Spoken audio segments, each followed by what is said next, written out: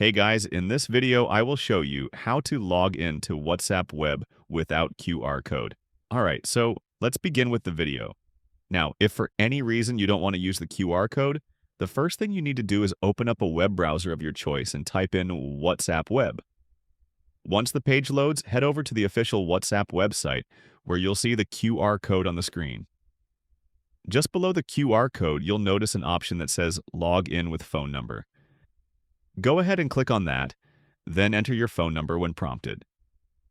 After entering your number, grab your phone and head to the Link Devices section inside WhatsApp. On an iPhone, tap Settings in the bottom right, then tap Link Devices. On Android, tap the three dots in the top right corner, choose Link Devices, and then tap Link a Device. From there, select Link with a phone number instead at the bottom, and enter the code shown on your screen.